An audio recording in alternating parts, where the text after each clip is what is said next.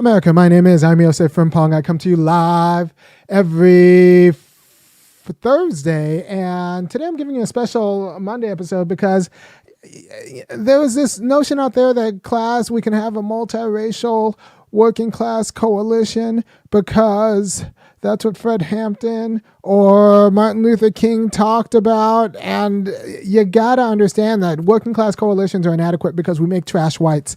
I'll tell you again. Working class coalitions are inadequate because we make broken white people.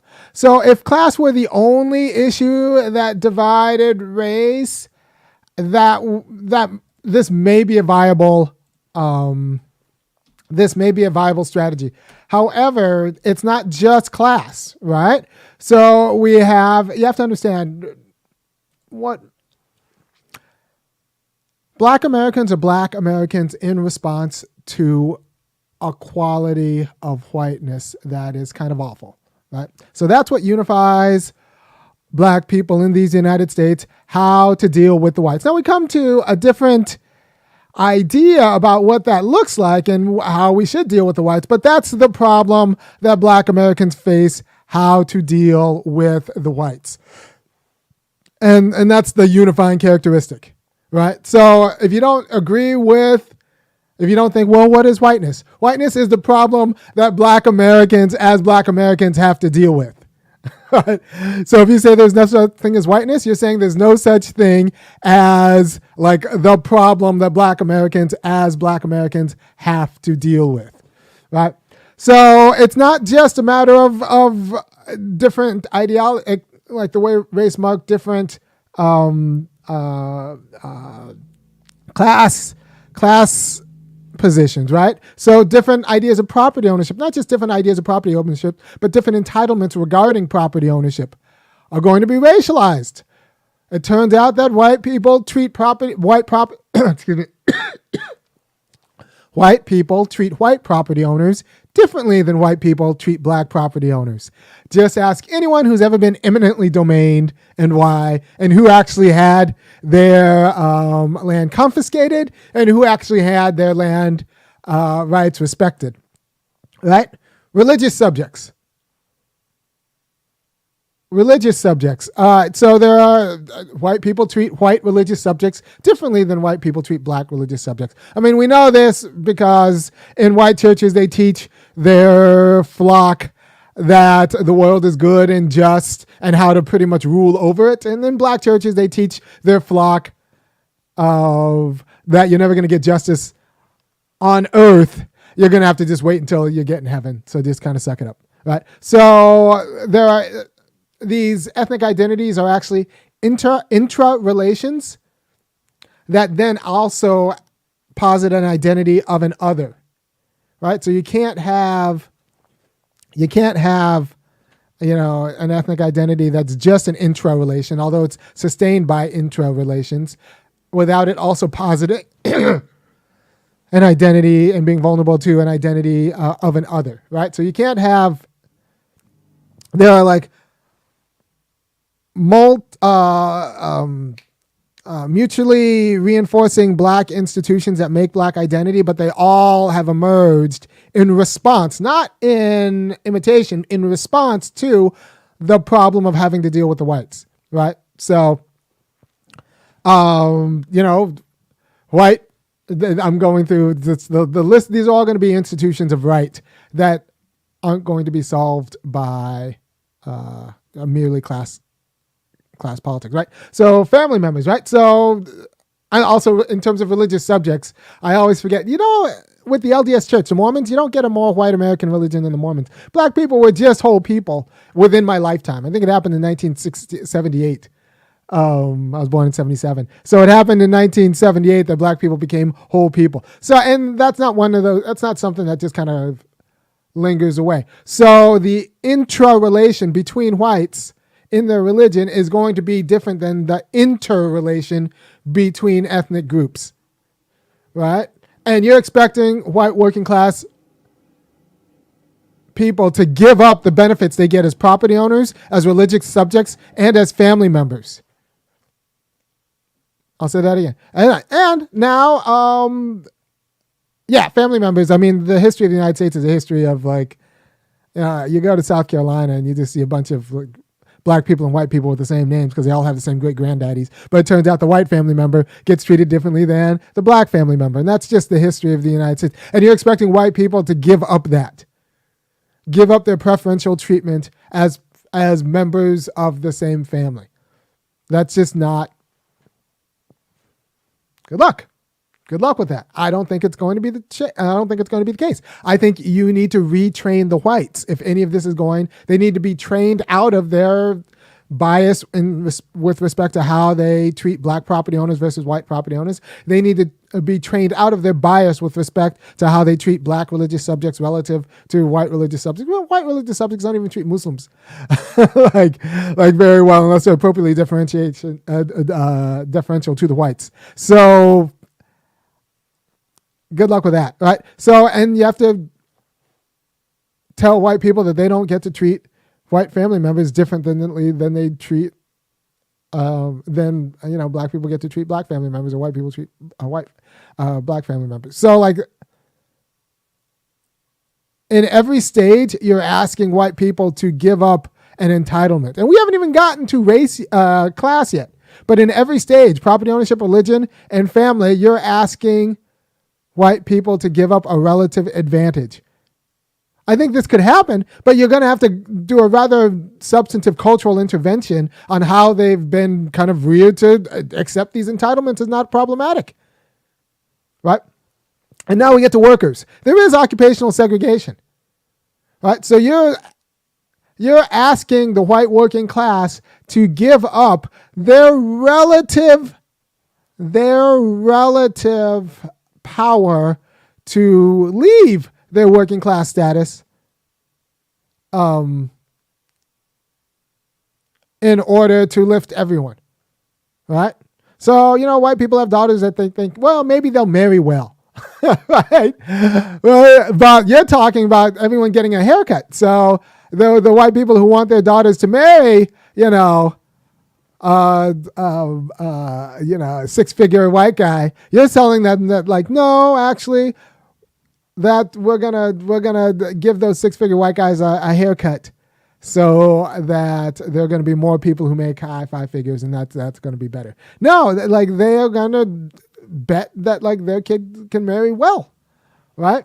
So you're asking white people to give up, well, relative to black people, and have, like, the psychic and material benefit that comes with actually, like, being the preferential, like, the recognized preferential holder of property rights, religion, family, and place in the labor market.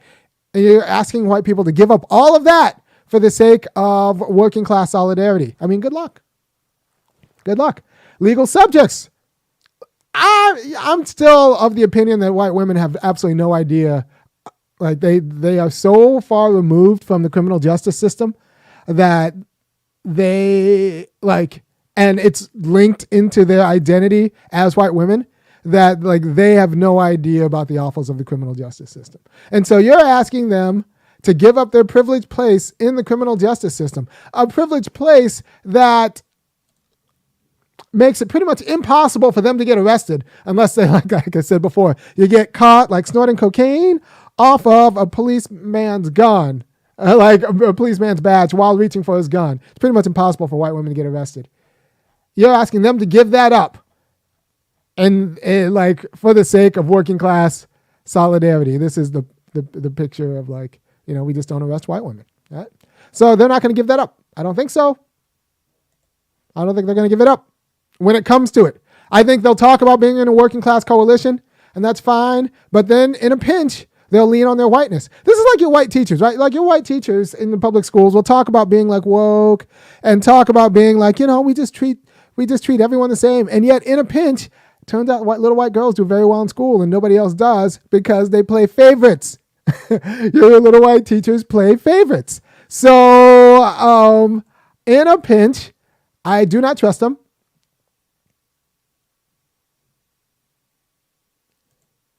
And that is and there's a reason why. There's a reason why that's the case. So you want a multiracial working class coalition where black people know that in a pinch, the whites are going to sell them out for a relative payday. And that is, good luck, but you can't be surprised when black people don't go for it, right? And then as citizens, right? So like I said, your working class coalition is not going to fight for full citizenship for black people. Like it's not. It's because they will have to take a haircut when you start letting every black person vote, when you start demanding accountability to black communities. Every white people are going to have to take a material and psychic haircut. And in a pinch, your working class coalition partner will say like, nah, I will take the relative degradation at my job for all of the other benefits of being white. And black people know this. And they don't. And so people say like, well, why do black people vote conservatively? Well, they actually vote conservatively for reasons that have everything to do with an earned cynicism of white people. So black people might be conservative voters in the South and white people might be conservative voters in the South, but not for the same reasons, right? White people are conservative voters in the South because they like the Southern way of life, which includes, the psychic material benefit over black people. Black people are conservative voters because any sort of robust progressive program is going to include fighting the whites, right? And so if you have a candidate that doesn't show that they're willing to fight the whites, then it's actually more dangerous to support them than to just go with the devil right? So black people and white people will have markedly different politics, but vote for the same person because black people don't think that white people are going to change.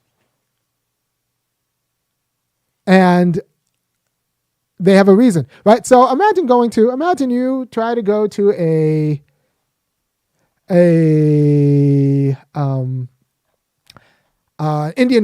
Native American reservation and talk about, well, we know how to build a multicultural working class coalition with the Native Americans. What the Native Americans will know is that in a pinch, once the whites get what they want, they will sell you out, and they will sell you out on the way to getting what they want. And so it's going to be a hard time. You're going to have a hard time building a serious, committed Native American coalition that's willing to accept risk on behalf of what they assume rightfully is going to be, white betrayal. That's like a ticking time bomb. That's just always going to happen, right? So you can say black voters are conservative and white voters are conservative, but they're going to be conservative for different reasons. It's not because they believe in different political policies, because black men actually have very progressive politics. It's going to be because they don't believe that white people will actually hold up their end of the bargain, and they kind of have to vote defensively. And so that is a different form of conservatism, right? So, for example, let's say that you'll run into some black people who are opposed to critical race theory being taught in schools, and you'll run into some white people who are being opposed to critical race theory being taught in schools. The white people will say well, we can't teach it because it's not true. The black people will say no, it's true, but we can't teach it because it might rile up the whites, and we don't know what they do when they get riled up. That's two different reasons that uphold a seemingly conservative view. Right? So when you talk to black people about the multi-ethnic coalition, and you lead it with someone who doesn't have a serious apprehension of how racist working class whites are, and how many perks the working class gets out of whiteness, and how reticent they're going to be to give up those perks, like black people are going to be very slow to join that coalition. Because why should we eat for that coalition? Because in the end, they're going to sell us out. They're going to sell us. They'll be like that nice liberal teacher who you think is going to get your back, but in the end, looks out for her job or doesn't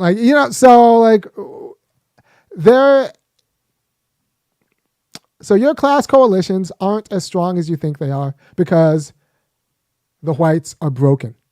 And black people know that the whites are trash, but it's contingent trash. They're contingent trash, right? So if you do, I talk often about you need a massive cultural intervention.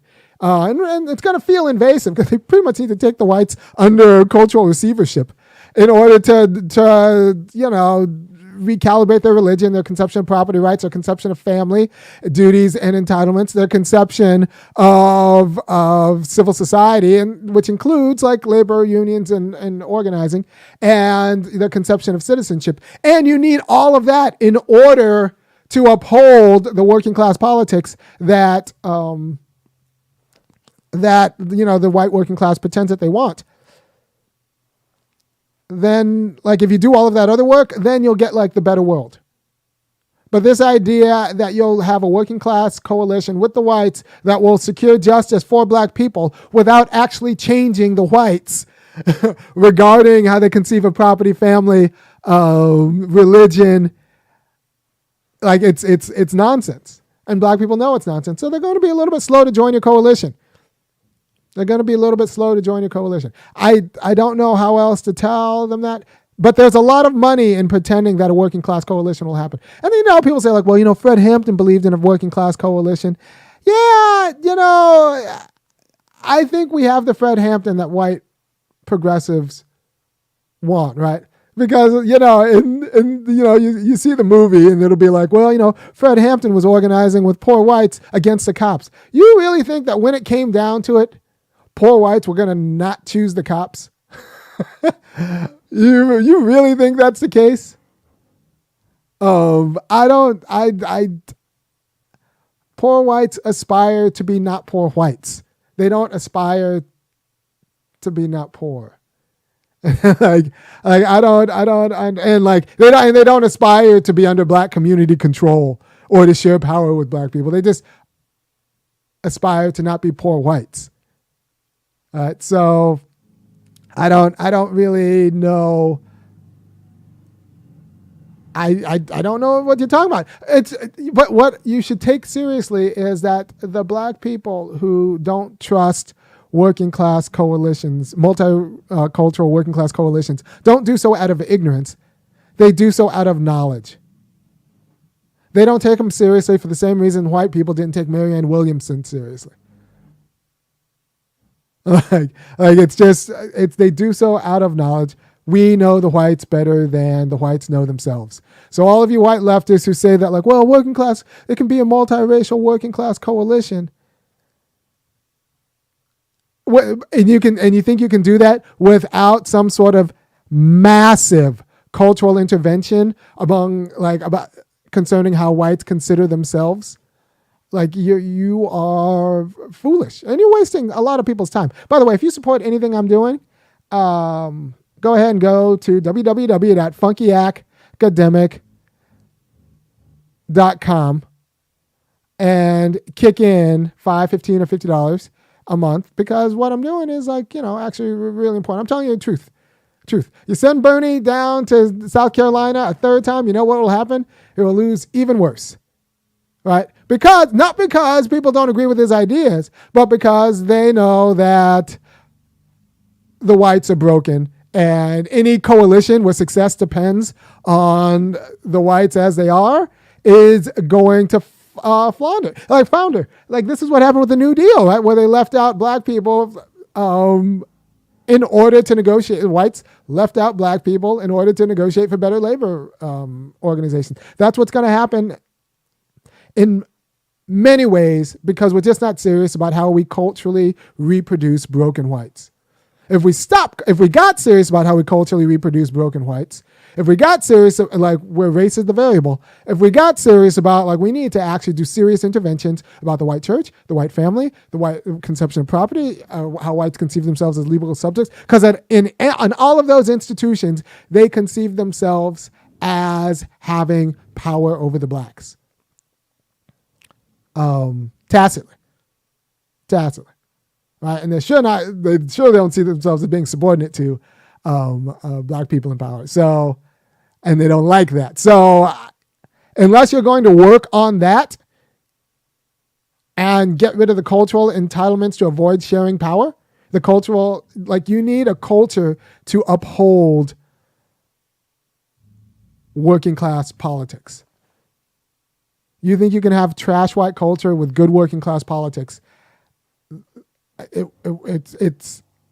It's insecure. I say it's like trying to air bomb ballot boxes over Kabul and Afghanistan and expecting democracy to just kind of take up. Although like you have all of these cultural determinants that say like, actually, no, it's not going to work. Like, no, the United States, we had them at the end of World War II. We made Japan reiterate the fact that the emperor was not a god, because if you wanted a constitutional republic, some sort of democracy, you needed the emperor to admit that the emperor was just human. We needed to change the religious supposition. All right. So you need the culture in all meaningful aspects and all meaningful institutions to uphold your social vision. And if you think you can have your social vision without the cultural upholding it, I don't know what to tell you. I just don't think it's true. So like you need the cultural invasive, you need the total war, the cultural invasive invasion of whiteness in order to get a working class politics. And I don't think you get there by lying to the whites about themselves. Because I know that they're going to betray us in a pinch. We haven't taught them how to do anything else but betray us in a pinch. Like, why do you think that suddenly, like magically, they'll learn not to betray black people in a pinch? That's all they know, and that's all they've been entitled to do. So you're expecting black people to like come into this coalition, take this heat, knowing that white people will betray us in a pinch, get betrayed, watch them get in their goodies, get all the goodies they want, and be surprised when they compromise us to get those goodies. And then I just don't know what, like, and then hold their hand when they're sorry about betraying us in ways that we all knew, well, black people knew that they were going to betray us. Like it's irresponsible for black people to join in that. So like if the whites were serious about the huge cultural interventions which support them betraying us in a pinch, then like I think black people would come on board.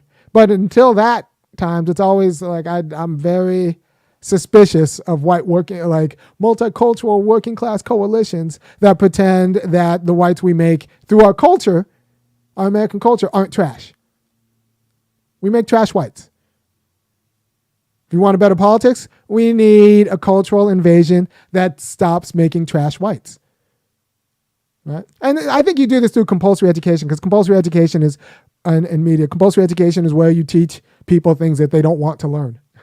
And the white people have a lot of things that they don't want to learn. So I think that needs to be, a part of it. All right. Thank you for your time. Once again, if you support anything I'm doing, go ahead and go to www.funkyacademic.com and kick in $5, $15, or $50 a month. I just heard my kids come home, and I love my kids. Hey.